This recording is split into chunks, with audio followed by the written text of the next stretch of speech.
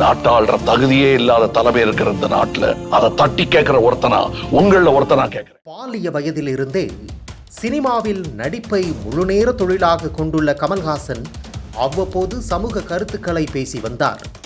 கடைசியாக முடிவு செய்து மக்கள் நீதி மய்யம் என்ற கட்சியை மதுரையில் 2018ஆம் ஆண்டு உருவாக்கி பார்ட் டைம் அரசியல்வாதியாக சில ஆண்டுகள் வலம் வந்தார். இந்த கட்சியின் பெயர் மக்கள் நீதி மய்யம்.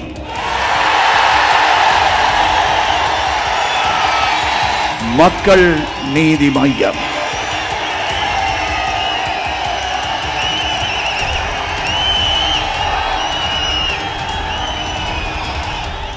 ஆரம்ப காலகட்டத்தில் ரிமோட்டை எடுத்து டிவியில் அடித்து வீரவசனத்துடன் அரசியல் பேசினாலும் மக்கள் அவரை ஏற்றுக்கொள்ளவில்லை. ஒன்றும் செல்பெடுக்காது என உணர்ந்த கமல்ஹாசன் யாரை விமர்சித்து கட்சி தொடங்கினாரோ அவர்களிடமே தஞ்சம் புகுந்தார். 2024 நாடாளுமன்ற தேர்தலில் மோடியை வீழ்த்த பெரும் கூட்டணி அமைக்கிறோம் என்ற கூத்தில் பங்கு பெற்ற கமல்ஹாசன் தமிழகம் முழுக்க திமுக வேட்பாளர்களுக்கு ஆதரவாக பிரச்சாரம் செய்தார். இதற்கு கைமாறாக திமுக அவரை ராஜ்யசபா எம்பியாக்க இருக்கிறது. இந்நிலையில் மக்கள் நீதி மய்யம் கட்சியின் 8ஆம் ஆண்டு தொடக்க விழா சென்னை ஆழ்வார்பேட்டையில் உள்ள கட்சி அலுவலகத்தில் 21ஆம் தேதி நடந்தது. அப்போது தொண்டர்கள் மத்தியில் உரையாற்றிய கமல்ஹாசன், இந்த ஆண்டு நாடாளுமன்றத்தில் நமது குரல் ஒலிக்கும், அடுத்த ஆண்டு சட்டப்பேரவையில் நமது குரல் ஒலிக்கும், அதற்கேற்ற வகையில் இந்த விழா நடைபெறுகிறது. ஒவ்வொரு ஆண்டும் நாம் இந்த விழாவை கொண்டாடிக்கொண்டே இருக்கலாம் என்றார். நான் ரொம்ப பேசினால் தோற்றுப்போன அரசியல்வாதி என விமர்சனம் செய்கின்றனர். 20 ஆண்டுகளுக்கு முன்பே அரசியலுக்கு வந்திருக்க வேண்டும் என நினைக்கிறேன். நான் 20 ஆண்டுகளுக்கு முன்பு அரசியலுக்கு வந்திருந்தால் நான் பேசும் பேச்சும் இருக்கும் இடமும் வேறாக இருந்திருக்கும். அப்படி வர தவறியதை என்னுடைய தோல்வியாக பார்க்கிறேன்.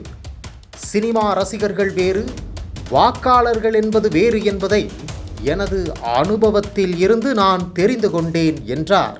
நிறைய ரசிகர்கள் சினிமாவிலிருந்து அரசியலுக்கு வந்தவர்கள் என்னுடனேயே சேர்ந்து இருக்கிறார்கள், இந்த கூட்டத்திலேயே இருக்கிறார்கள். ஆனால் என் அனுபவத்தில் நான் புரிந்து கொண்டது, ரசிகர்கள் வேறு, வாக்காளர்கள் வேறு.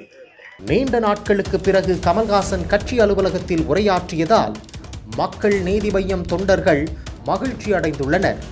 அதே வேளையில் ரசிகர்கள் வேறு, வாக்காளர்கள் என்பது வேறு என்று பேசிய கமல்ஹாசன் நடிகரும் தாவேக தலைவருமான விஜயை மறைமுகமாக தாக்கியுள்ளதாக சமூக வலைத்தளத்தில் தகவல் பரவி வருகிறது.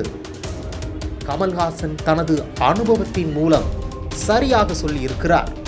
தாவேக தலைவர் விஜய் இதை புரிந்து கொள்ள வேண்டும். ரசிகர்கள் என்றுமே வாக்காளர்களாக மாற மாட்டார்கள் என்று திமுகவினரும் நாம் தமிழர் கட்சியினரும் கருத்து தெரிவித்து வருகின்றனர். இந்த சூழலில் கமல்ஹாசனின் இந்த கருத்துக்கு பதிலளிக்கும் விதமாக தமிழக வெற்றிக் கழகத்தின் இணை செய்தி தொடர்பாளர் ரமேஷ் வெளியிட்ட அறிக்கையில், இவ்வளவு நாளாக ஒருவர் பேசியதுதான் மக்களுக்கு புரியவில்லை என்றால் இப்போது அவர் யார், எதற்காக வந்தார் என்பது அவருக்கே புரியாமல் பேசி வருகிறார். அவர் யார் என்று நேரடியாக சொல்ல வேண்டிய அவசியமில்லை. சொல்லாமலே மக்களுக்கு புரியும். ரசிகர்களும் மக்களும் வாக்காளர்களாக மாறுவது அந்த நடிகரின் மக்கள் செல்வாக்கை பொறுத்து மாறும். தலை சிறந்த கொள்கைகள், தமிழகம் சார்ந்த அரசியல் முன்னெடுப்பு, மக்கள் நலன் சார்ந்த பணிகள் ஆகியவற்றை சார்ந்தது. திடீரென போதிமரம் அடியில் அமர்ந்து ஞானம் பெற்றது போல் அறிவாலயத்தில் கலந்து கரைந்த பின் பேசி வருகிறார்கள். ஓய்வு காலத்தில் அரசியலுக்கு வந்துவிட்டு பிக்பாஸ் பணிகளை செய்து வந்தால் இந்த நிலைமைதான் ஏற்படும். எம்ஜிஆர் வெற்றியை சிவாஜியால் பெற முடியவில்லை. அந்த வகையில் எம்ஜிஆரை போன்று ரசிகர்களை வாக்காளர்களாக மாற்றி விஜய் வெற்றி பெறுவார். ஊழல் கூடாரத்துக்கு எதிராக வீரவசனம் பேசிய கமல் இன்று அதே கூடாரத்தில் சுயநலனுக்காக பேசி வருவது கேலிக்கூத்தாக இருக்கிறது என்று பதிலடி கொடுத்துள்ளார். கை கட்டி வேடிக்கை பார்ப்பவர்கள் அல்ல, கை தட்டி வேடிக்கை பார்ப்பவர்களும் அல்ல. அது ஒரு பகுதி. அப்படி வந்தவர் தான் இவங்கெல்லாம். தங்கவேலெல்லாம் வெறும் ரசிகராக மட்டுமே வந்தவர். அப்படி வந்தவர் தான் இங்க இருக்கிற இந்த தங்கவேலெல்லாம். அவங்களுக்கெல்லாம் என்ன சினிமா பிடிக்கும் அவ்வளவுதான். அதுவும் கொஞ்சம் லேட்டா வந்தாரு. சகலகலாவன் போது தான் வந்து சேர்ந்தார். அந்த புகழ் அந்த பெருமையை பார்த்து வந்தவங்க இது மட்டும் போதாது தம்பி என்று நான் சொன்ன போது அதை சிறமேற்கொண்டு கிட்டத்தட்ட 40 வருடங்களுக்கு மேலாக அதை செய்து கொண்டிருப்பார். இவர் போல் பலர் இருக்கிறார்கள். இந்த கூட்டத்திலேயே ஆள் காட்டி பெயர் சொல்ல முடியும் என்னால. இவங்கெல்லாம் சேர்ந்து நற்பணி இயக்கமாக ஆரம்பித்தது இன்று பெரும் பணியில் நம்மை இறக்கி இருக்கிறது. இன்று முக்கியமாக பேசும் பொழுது நாம் உணர வேண்டியது இன்று உலக தாய்மொழிகளின் தினம். இதை கொண்டாடுவதற்கு இதைவிட சிறந்த தருணம் இருக்க முடியாது. நம் மொழியின் குதவளையை பிடிக்க நினைப்பவர்கள் உணர வேண்டும் இது எப்படிப்பட்ட தினம் என்பதை. தமிழ் எங்கள் உயர்வுக்கு வான் என்றார் பாரதிதாசன். இமயம்னு சொல்ல, ஏன்னா வானத்திலிருந்து பார்த்தாலே இமயமலையும் சின்னதா தெரியும். அப்படி தூக்கி கொண்டு போய் வச்சுட்டாரு தமிழை.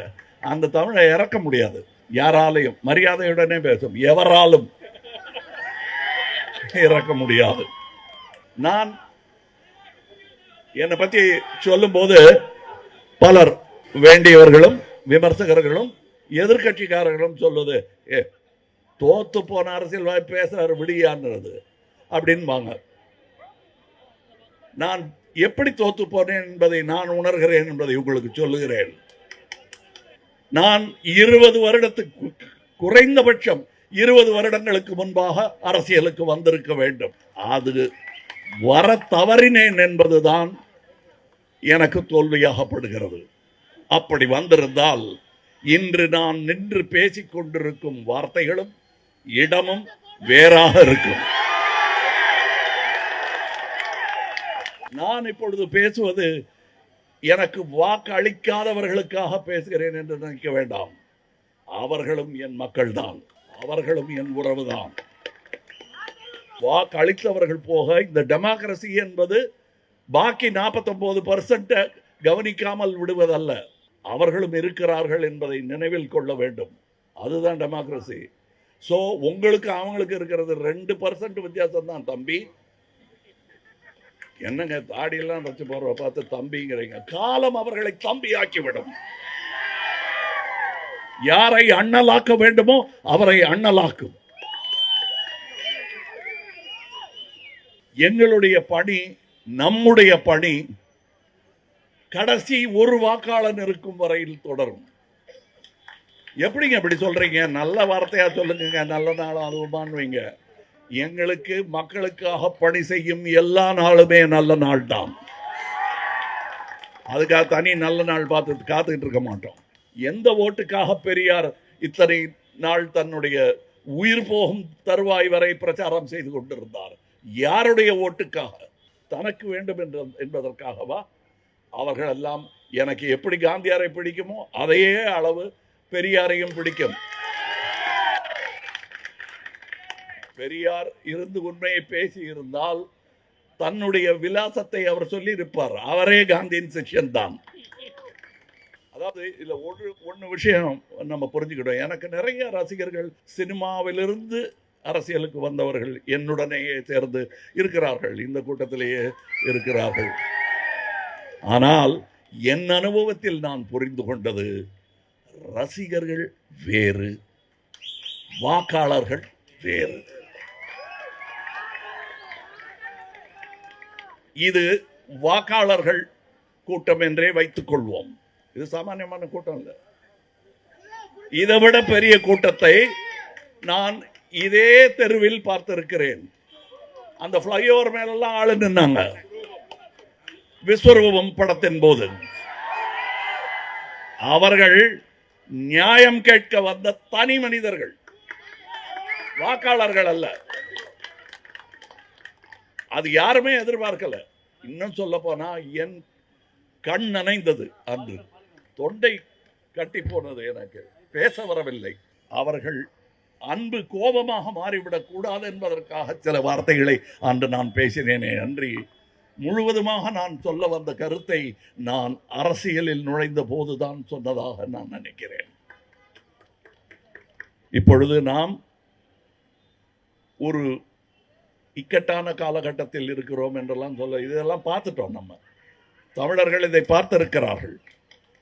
இந்தியை திணிக்க முயன்றதை தடுத்தவர்கள் இன்று நரைத்த தாடியுடன் நின்று கொண்டிருப்பார்கள். இந்த கூட்டத்தில் மொழிக்காக உயிரையே விட்டுருவீங்களான்னா விட்டுருக்காங்க தமிழ்நாட்டில். அந்த மாதிரி விஷயத்தோட விளையாடாதீங்க.